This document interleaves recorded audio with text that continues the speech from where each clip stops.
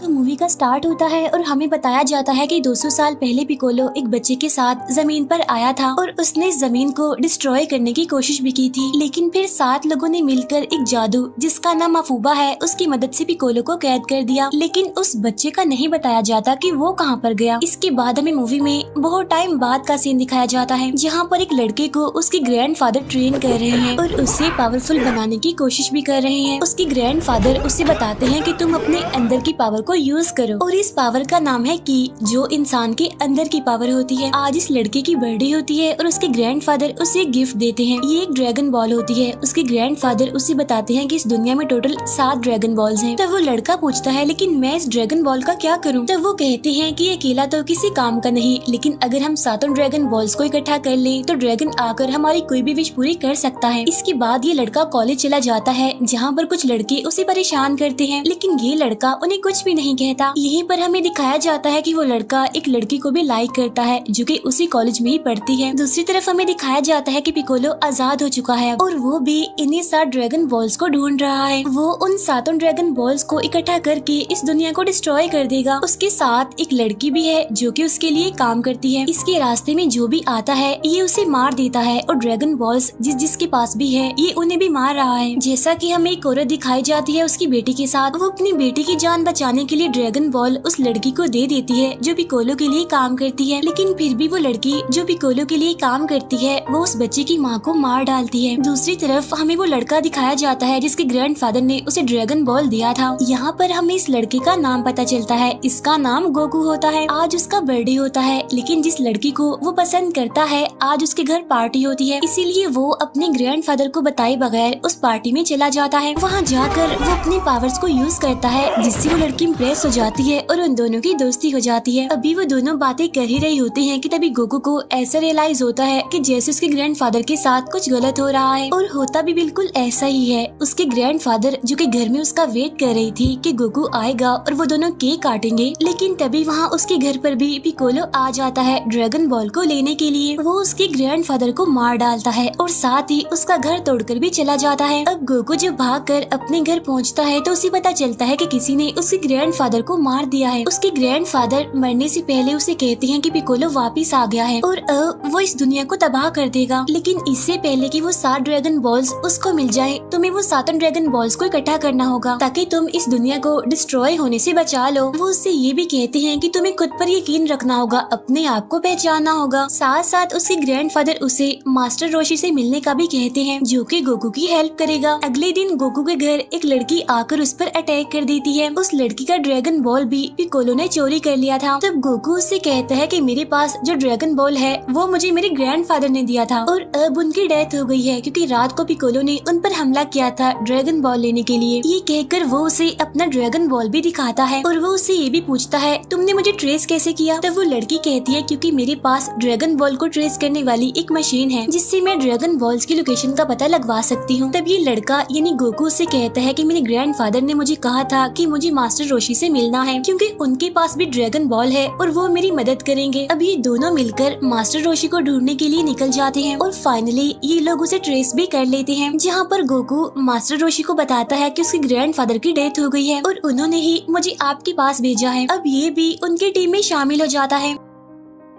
और वो उन दोनों यानी गोकू और उस लड़की को समझाते हैं कि अगर पिकोलो वापस आ गया है तो वो इस जमीन को डिस्ट्रॉय करने की कोशिश करेगा और लास्ट में हमारे पास कोई चांस भी नहीं होगा कि हम 7 ड्रैगन बॉल्स को इकट्ठा करके ये विश मांगे कि जमीन को कोई भी डिस्ट्रॉय ना कर सके। इसीलिए वो इनसे कहते हैं कि सूरज ग्रहण होने से पहले हमें वो 7 ड्रैगन बॉल्स ढूंढने होंगे क्योंकि जिस दिन सूरज ग्रहण लगेगा पिकोलो इस जमीन को डिस्ट्रॉय कर देगा अपनी मैजिक से। उसी बच्चे के साथ जो कि 200 साल पहले उसके साथ जमीन पर उतरा था, वो बच्चा अब उसकी मदद करेगा जो कि अब बड़ा हो चुका है। अब ये तीनों मिलकर काम करेंगे। इसी के दौरान जब ये ड्रैगन बॉल्स ढूंढ रहे होते हैं तब ये एक ट्रैप में फंस जाते हैं और ये ट्रैप एक लड़की ने बिछाया होता है। अब ये लोग उससे कहते हैं कि हमें आजाद कर दो और हमारी टीम के साथ शामिल हो जाओ। मास्टर रोशी उससे कहते हैं कि अगर तुम हमारी टीम में ज्वाइन हो जाते हो और हमारी हेल्प करते हो यानी हमारे साथ मिलकर काम करते हो और हमारी लड़की ड्रैगन बॉल के बारे में जो भी इन्वेंशन करेगी उसमें जो इनाम मिलेगा हम वो आधा तुम्हें भी देंगे। तब ये सुनकर वो लड़का भी इनके की टीम में शामिल हो जाता है। नेक्स्ट सीन में हमें दिखाया जाता है कि वो लड़की जो पिकोलो के लिए काम करती है वो इन लोगों पर अटैक कर देती है ताकि वो इनसे ड्रैगन बॉल ले सके, जिसमें कि ये लोग उससे ड्रैगन बॉल ले लेते हैं। इसके बाद ये लोग एक टूर्नामेंट में जाते हैं। ये असल में मार्शल आर्ट का टूर्नामेंट था और यहाँ पर उस लड़की ने पार्टिसिपेट किया था जो कि हमें मूवी के स्टार्ट में दिखाई गई थी, यानी जिसे गोकू लाइक करता था। यहाँ पर हमें इस लड़की का नाम भी पता चलता है, इसका नाम चीची होता है। अब चीची के साथ वो लड़की लड़ रही होती है जो कि पिकोलो के लिए काम करती थी। चीची जब उस लड़की के साथ लड़ रही होती है तो लड़ाई में वो लड़की जो पिकोलो के लिए काम करती है वो चीची का ब्लड ले लेती है सैंपल के तौर पर और उसके बाद फाइट को अधूरा छोड़कर चली जाती है। ये देखकर चीची बहुत ज्यादा हैरान हो गई थी और उसे ये समझ नहीं आ रही होती कि उसके हाथ पर खरोच गलती से आई है या फिर जानबूझकर उसका सैंपल लिया गया है। अब यहाँ पर गोकू भी आ जाता है और चीची से मिलता है। वो उससे कहता है कि हम सब ड्रैगन बॉल्स को इकट्ठा कर रहे हैं ताकि अर्थ को बचाया जा सके। अब चीची भी इनके ग्रुप को ज्वाइन कर लेती है। उधर रोशी अपने मास्टर से जाकर मिलता है और उन्हें सारी सिचुएशन बता देता है। उसका मास्टर उसे वो मैजिक सिखाता है जो कि 200 साल पहले वॉरियर्स ने पिकोलो पर किया था उसे कैद करने के लिए। अब रोशी वो मैजिक सीख लेता है जिससे वो पिकोलो को कैद कर सकता था। उसी रात वो गोकू को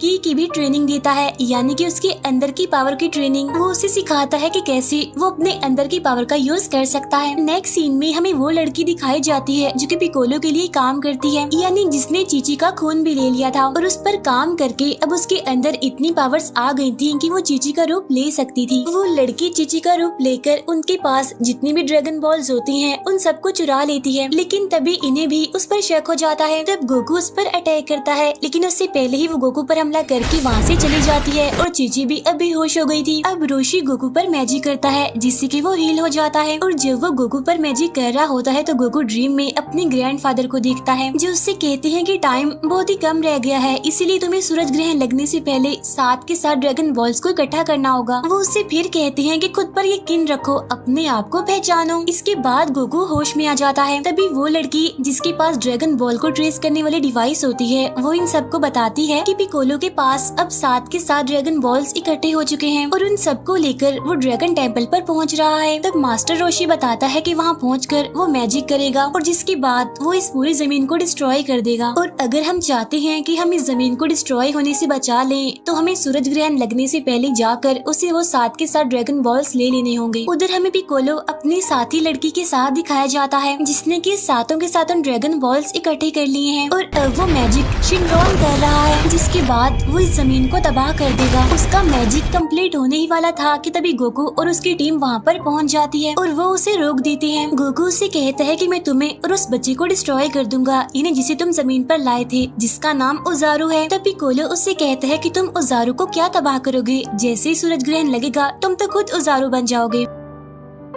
फिर पिकोलो उसे बताता है कि जो बच्चा जमीन पर आया था यानी कि उजारू वो कोई और नहीं बल्कि तुम ही हो और तुम मेरे लिए काम करते हो। और जब वो ऐसे कहता है तो यहाँ पर गोकू के अंदर उजारू डोमिनेट हो जाता है और ये एक मास्टर उजारू बन जाता है। यहाँ वो लड़की जिसके पास डिवाइस है वो एक ड्रैगन बॉल ले लेती है। पिकोलो उजारू से कहता है कि उनसे वो ड्रैगन बॉल वापस ले लो। यहाँ पर उजारू उसकी बात मान रहा था जबकि उसके अंदर गोकू लड़ रहा था कि किसी तरह उजारू उसके अंदर से बाहर आ जाए। पिकोलो ने गोकू को बताया था कि तुम उजारू हो और तुम्हें ये कहा गया था कि जब तुम बड़े हो जाओगे तो तुम इस जमीन को तबाह कर दोगे। अब उजारू की पावर्स बहुत ज्यादा थी और वो हर तरफ तबाही मचा रहा था। अब रोशी ही जानता था कि टाइम बहुत कम है, इसीलिए वो उस मैजिक को यूज करता है जो कि उसने अपने मास्टर से सीखा था, इन्हें जिससे वो पिकोलो को कैद कर सकता था, जिसका नाम हमने पहले आपको माफूबा बताया था। और जैसे ही वो इस मैजिक का यूज करता है यानी माफूबा तो पिकोलो कैद हो जाता है। अब क्योंकि रोशी को ज्यादा टाइम नहीं मिला था ट्रेनिंग के लिए, इसीलिए वो ज्यादा अच्छे से इस मैजिक को यूज नहीं कर पा रहा था और ना ही उसके पास इतनी ज्यादा एनर्जी थी, इसीलिए वो कोशिश तो करता है लेकिन इस मैजिक को एंड नहीं कर पाता और पिकोलो दोबारा से आजाद हो जाता है। और अब पिकोलो उजारू से कहता है कि मास्टर रोशी को मार डालो और तब उजारू ऐसा ही करता है और वो रोशी को मार देता है। लेकिन मरने से पहले रोशी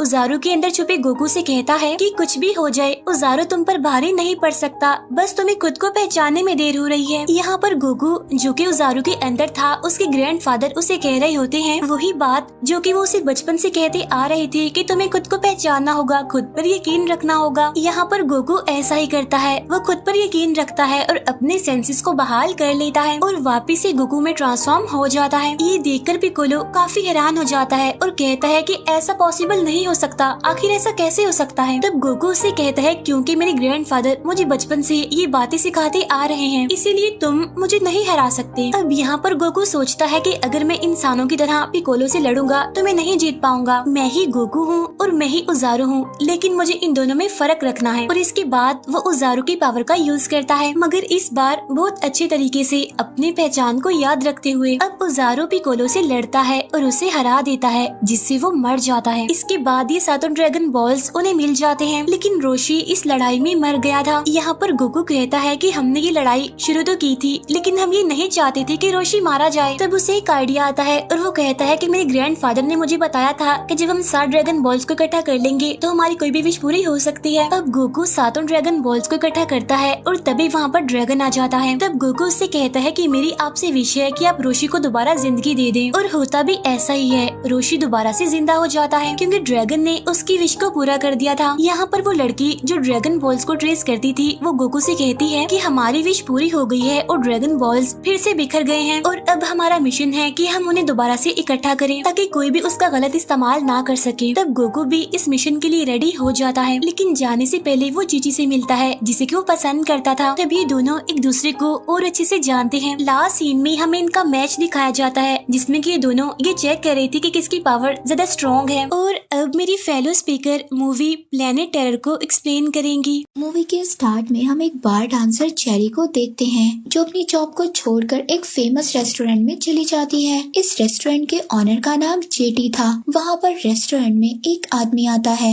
जिसका नाम रे था। अब वो जब चेरी को वहाँ पर देखता है तो काफी ज्यादा शॉक्ड हो जाता है, क्योंकि चेरी उसकी बहुत पुरानी फ्रेंड थी। वो वहाँ पर मिलकर दोनों बातें करते हैं। इसके बाद चेरी रे के साथ उसके ट्रक में बैठकर वहाँ से चली जाती है। दूसरी तरफ हम एक मिलिट्री ऑफिसर मूल डॉन को देखते हैं, जो अपनी आर्मी के साथ मिलकर एक एबी नाम के इंजीनियर से मिलता है। वो उस इंजीनियर से एक बहुत ही खतरनाक केमिकल को खरीदने आया था ताकि वो दुनिया की पॉपुलेशन को कम कर सके।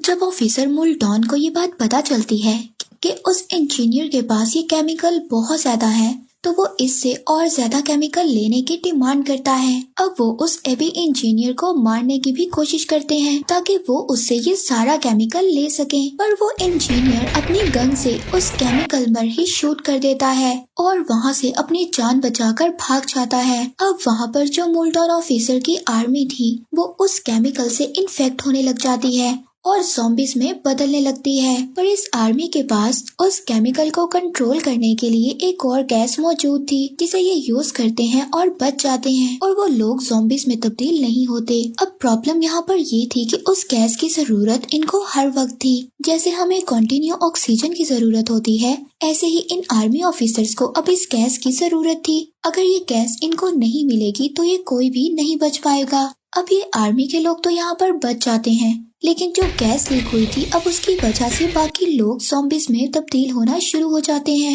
मगर इस दुनिया में कुछ लोग ऐसे भी थे जो इस खतरनाक गैस से इम्यून थे और वो ज़ॉम्बी में कन्वर्ट नहीं हो सकते थे। दूसरी तरफ हम एक डॉक्टर को देखते हैं जिनका नाम डॉक्टर विलियम था और वो अपने हॉस्पिटल में अपने पेशेंट्स का इलाज कर रहे थे।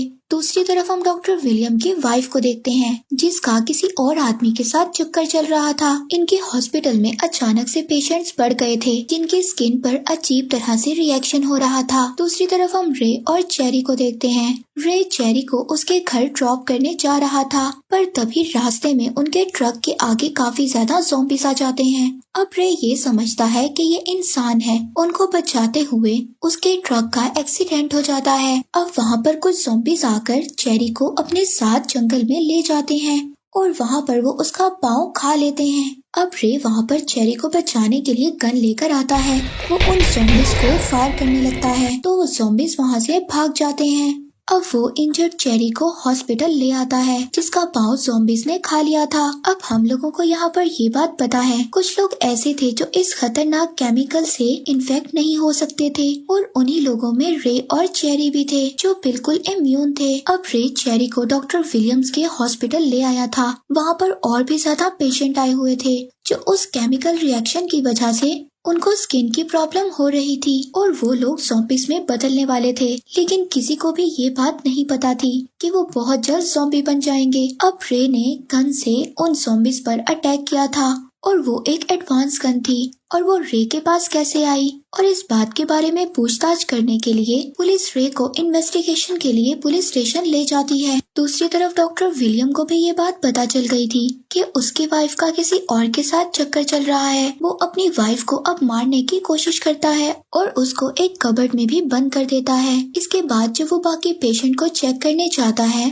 तो देखता है कि वहाँ पर बहुत ज्यादा ज़ॉम्बीज बन गए थे। दूसरी तरफ हम लोग रे को देखते हैं जिससे पुलिस इन्वेस्टिगेट कर रही थी कि उसके पास इतनी बड़ी गन कहाँ से आई। तो उस पुलिस स्टेशन पर भी ज़ॉम्बीज अटैक कर देते हैं। वहाँ पर रे और कुछ ऑफिसर्स मिलकर ज़ॉम्बीज का मुकाबला करते हैं और वो बचे हुए ऑफिसर्स रे के साथ मिलकर चले जाते हैं ताकि वो उनकी हेल्प कर सके। पुलिस ऑफिसर ज़ॉम्बीज पर अटैक करते हैं और उनको मार देते हैं। दूसरी तरफ रे हॉस्पिटल पहुंचकर चेरी को भी बचा लेता है और वो चेरी को लेकर उस हॉस्पिटल से बाहर आ जाता है। दूसरी तरफ हम डॉक्टर विलियम की वाइफ को देखते हैं जो अब बच गई थी। वो भी उस हॉस्पिटल से निकलकर अपने फादर के पास चली जाती है जहाँ पर वो सेफ थी। अब बचे हुए बाकी लोग उस हॉस्पिटल से बाहर आ जाते हैं। अब चेरी और रे के साथ वो लोग उस फेमस रेस्टोरेंट में चले जाते हैं। यहाँ पर 20-25 लोग आराम से रह सकते थे और ये लोग बिल्कुल यहाँ पर सेफ थे। फिर एक रूम में चेरी और रे कुछ टाइम स्पेंड करते हैं। इसके बाद हम ऑफिसर को देखते हैं जिसको ये शक था कि रे के पास वो इतनी बड़ी गन कहाँ से आई। फिर उस ऑफिसर को ये बात पता चलती है कि रे गवर्नमेंट का कोई हाई सेक्रेटरी ऑफिसर है जिसकी गोली कभी मिस नहीं होती थी अपने टारगेट से। तभी उस रेस्टोरेंट में भी ज़ॉम्बीज आ जाते हैं और जब ज़ॉम्बीज वहाँ पर आते हैं तो रेस्टोरेंट में आग लग जाती है। अब पुलिस ऑफिसर भी मरने वाला था लेकिन वो किसी तरह वहाँ पर बच जाता है। अब ये लोग उस रेस्टोरेंट से भी निकल जाते हैं। रे, चेरी और बाकी सर्वाइवर्स एक सेफ जगह पर जाने की कोशिश करते हैं। तभी रास्ते में उनका सामना बहुत ज्यादा ज़ॉम्बीज से होता है। अब ये यहाँ पर फंस चुके थे। तभी पीछे से वहाँ पर मिलिट्री ऑफिसर्स भी आ जाते हैं जिसमें ऑफिसर मोल्डॉन भी शामिल था और ऑफिसर मोल्डॉन के साथ उसकी आर्मी भी थी। अब ये लोग उन ज़ॉम्बीज को मार देते हैं। इन सब ने मास्क पहना हुआ था जो एक मशीन से जुड़ा हुआ था और उस मशीन से लगातार कोई केमिकल निकल रहा था, इसलिए ये सब लोग अभी तक उस वायरस से इम्यून थे। अब ये केमिकल जो उनके मास्क से निकल रहा था ये उनकी पूरी टीम के लिए ऐसा ऑक्सीजन काम कर रहा था। अब ऑफिसर मोल्टॉन, रे और चेरी समेत बाकी सर्वाइवर्स को अपने साथ मिलिट्री बेस पर ले जाता है। ये सब लोग इस गैस से इम्यून थे इसीलिए ये इनसे एंटीडॉट बनाना चाहता था। वहाँ पर जाकर इनको ये क्वारंटाइन जेल में बंद कर देता है जहाँ पर और भी ज्यादा सर्वाइवर्स थे। इस जेल में वही इंजीनियर भी था जिसने सबसे पहले इस गैस को बनाया था। अब ऑफिसर मोल्डॉन इन सब पर एक्सपेरिमेंट कर इनकी बॉडी से एंटीडॉट बनाने वाला था। सबसे पहले चेरी और डॉक्टर की वाइफ को एक रूम में ले जाया जाता है जहाँ पर वो ऑफिसर उनके साथ कुछ गलत करने वाला था। अब रे को जैसे ही इस बात का पता चलता है वो वहाँ पर खड़े हुए कुछ ऑफिसर्स को मार देता है और उनकी गन्स लेकर उस इंजीनियर के साथ मिलकर बाकी और आर्मी ऑफिसर्स को भी मार देता है और आखिर में वो ऑफिसर मोल्डॉन को भी मार देते हैं क्योंकि वो भी ज़ॉम्बी में कन्वर्ट हो गया था। वो चेरी और डॉक्टर की वाइफ को भी बचा लेते हैं। अब रे चेरी के पाँव में एक गन को लगा देता है जिसकी वजह से वो अब अपने पाँव से भी गन चला सकती थी। अब सभी सर्वाइवर्स मिलकर एबी और रे के साथ उस जगह पर जाते हैं जहाँ पर 2 हेलीकॉप्टर्स थे। रे का ये प्लान था कि वो सभी लोग ऐसे आइलैंड पर चले जाएंगे जहाँ पर ज़ॉम्बीज नहीं होंगे, पर इन 2 हेलीकॉप्टर्स के आसपास बहुत ज्यादा मिलिट्री ऑफिसर्स थे जो अब ज़ॉम्बी में बदल गए थे। अब सभी इनसे यहाँ पर फाइट करते हैं और इसी फाइट के दौरान वो एबी इंजीनियर भी मारा जाता है। अब चेरी वहाँ पर गन से बहुत सारे ज़ॉम्बीज को मार देती है। दूसरी तरफ हम रे को भी देखते हैं जो एक मिलिट्री ऑफिसर की गन से मारा गया था। वो ऑफिसर अभी तक ज़ॉम्बी नहीं बना था, यानी इन सर्वाइवर्स का लीडर रे मर गया था और वो एक हाई प्रोफाइल गवर्नमेंट का ऑफिसर भी था। अब सभी बचे हुए सर्वाइवर्स हेलीकॉप्टर में बैठ जाते हैं। उन सर्वाइवर्स में से एक आदमी जो उस बार का ऑनर था जहाँ पर चेरी काम किया करती थी, वो हेलीकॉप्टर चलाना जानता था। वो अब वहाँ से बाकी सर्वाइवर्स को ले जाता है। दूसरी तरफ चेरी भी रे को गुड बाय हक करती है और बाकी सभी लोगों के साथ एक आइलैंड पर पहुँच जाती है। उस आइलैंड पर पॉपुलेशन बहुत ज्यादा कम थी और वहाँ पर ज़ॉम्बीज ना होने के बराबर थे। और उस आइलैंड पर जो बाकी ज़ॉम्बीज बचे हुए थे, चेरी उनको मार देती है। अब चेरी की लीडरशिप से यहाँ पर बाकी सभी लोग बहुत खुश थे। और कुछ महीनों बाद चेरी को एक बेबी गर्ल भी होती है जो उसकी और रे की बेटी थी। और इसी के साथ ये मूवी यहीं पर एंड हो जाती है।